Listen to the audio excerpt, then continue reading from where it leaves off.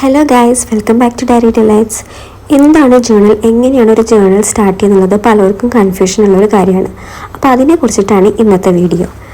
നമ്മുടെ ഉള്ളിലുള്ള കാര്യങ്ങൾ, നമ്മുടെ ഇമോഷൻസ്, ഫീലിങ്സ്, ഐഡിയാസൊക്കെ ഒരു ബുക്കിൽ എഴുതി വെക്കുന്നതാണ് ബേസിക്കലി ജേണൽ എന്ന് വെച്ചാൽ.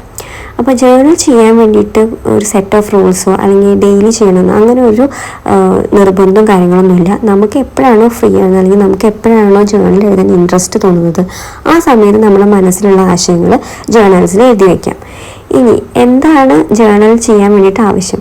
ബേസിക്കലി നമുക്കൊരു ബുക്കും പെന്നും ഉണ്ടായി കഴിഞ്ഞാൽ നമുക്ക് നമ്മുടെ ജേണൽ സ്റ്റാർട്ട് ചെയ്യാം. അത് ഏത് ടൈപ്പ് ബുക്കായാലും ഏത് കളർ പെന്നായാലും അതൊന്നും ഒരു വിഷയമേ അല്ല. ഇനി എങ്ങനെ നമുക്ക് സ്റ്റാർട്ട് ചെയ്യാം? നമുക്ക് നമ്മളെ തന്നെ ഇൻട്രൊഡ്യൂസ് ചെയ്തിട്ട് സ്റ്റാർട്ട് ചെയ്യാം. ഇപ്പോൾ ഫസ്റ്റ് പേജിൽ നമ്മുടെ പേര്, നമ്മുടെ ഹോബീസ്, നമ്മൾ എന്താണ് ചെയ്യുന്നത്, നമ്മുടെ വീട്ടിൽ ആരൊക്കെ ഉണ്ട്, അങ്ങനെയൊക്കെ വെച്ചിട്ട് നമുക്ക് എഴുതാം. ഇപ്പോൾ എഴുതുന്ന എന്ത് കാര്യമാണെങ്കിലും നല്ല നീറ്റിൽ എഴുതാനായിട്ട് ശ്രദ്ധിക്കുക. നല്ലൊരു ഹാൻഡ് റൈറ്റിങ്ങിൽ എഴുതാനായിട്ട് ശ്രദ്ധിക്കുക. പിന്നെയുള്ള പേജസിൽ നമുക്ക് നമ്മുടെ മനസ്സിൽ വരുന്ന എന്ത് കാര്യങ്ങളും എഴുതും. നമ്മുടെ എക്സ്പീരിയൻസസ്, നമ്മൾ ഫേസ് ചെയ്ത കളി ചാലഞ്ചസ്, അതിനുള്ള സൊല്യൂഷൻസ്, അതിൽ നിന്ന് നമ്മൾ എന്ത് പഠിച്ചു, അതേപോലെ നമുക്കിഷ്ടപ്പെട്ട സോങ്ങിൻ്റെ ലിറിക്സ്, അതിൻ്റെ മീനിങ്, മൂവിയിലെ ഡയലോഗ്സ് അല്ലെങ്കിൽ മൂവിയുടെ പ്ലോട്ട്, അല്ലെങ്കിൽ എന്തെങ്കിലും ചിത്രങ്ങൾ, നമുക്ക് ചിത്രം വരയ്ക്കാൻ അറിയാവുന്ന ആളുകളാണെങ്കിൽ ചിത്രങ്ങളൊക്കെ വരയ്ക്കാം. അതേപോലെ സ്റ്റിക്കേഴ്സൊക്കെ ഉണ്ടാക്കി ഒട്ടിക്കാം. അങ്ങനെ എത്രത്തോളം മനോഹരമാക്കാൻ പറ്റുന്നു അത്രത്തോളം നമുക്ക് മനോഹരമാക്കാം. അത് ഫസ്റ്റ് ഡേ തന്നെ നമുക്ക് നടക്കണം എന്നില്ല. മെല്ലെ മെല്ലെ നമുക്ക് അതിൽ ഇമ്പ്രൂവ്മെൻറ്റ് വരുത്താൻ തോന്നും. അതോടുകൂടിയിട്ട് നമ്മുടെ ക്രിയേറ്റീവ് സ്കിൽസും ഒബ്സർവേഷൻ സ്കിൽസും അതേപോലെ ഹാൻഡ് റൈറ്റിംഗ് എല്ലാം ഇമ്പ്രൂവ് ആയി വരുന്നതായിട്ട് നമുക്ക് കാണാനായിട്ട് പറ്റും.